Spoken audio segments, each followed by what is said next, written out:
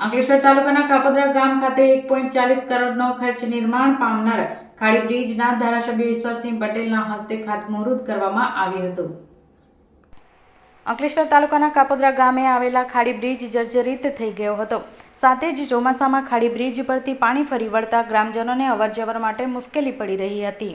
આ અંગે તેઓ દ્વારા ધારાસભ્ય ઈશ્વરસિંહ પટેલને રજૂઆત કરવામાં આવી હતી। ઈશ્વરસિંહ પટેલે રાજ્ય સરકાર રજૂઆત કરતા માર્ગ અને મકાન વિભાગ દ્વારા ₹1,40,00,000 મંજૂર કરવામાં આવ્યા હતા। ત્યારે આજ રોજ ખાડી બ્રિજના કાર્યમાં ખાતમુહૂર્ત વિધિ યોજાઈ હતી।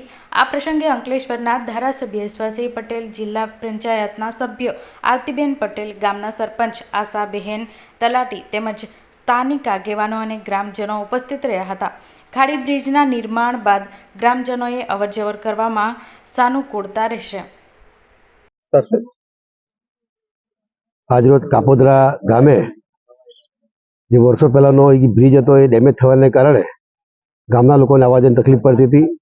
એને લઈને મુખ્યમંત્રી શ્રી આદરણીય શ્રી ભૂપેન્દ્રભાઈ પટેલ સાહેબની રજૂઆત કરતા આજે અહીંયા ₹1,40,00,000 ખર્ચે આ બ્રિજનું ખાતમુહૂર્ત કરવામાં આવ્યું છે। આમ કુલ મળીને રાજ્ય સરકારે હાંસોદ અંકલેશ્વર મર વિસ્તારની અંદર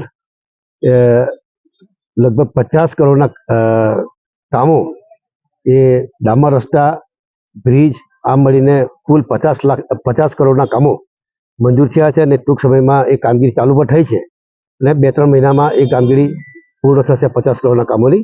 ત્યારે ગામના લોકોને પણ જે આવવા જવાની તકલીફ પડતી હતી, આ બ્રિજ બનવાથી તમામ લોકોને સુવિધા એમને મળવાની છે।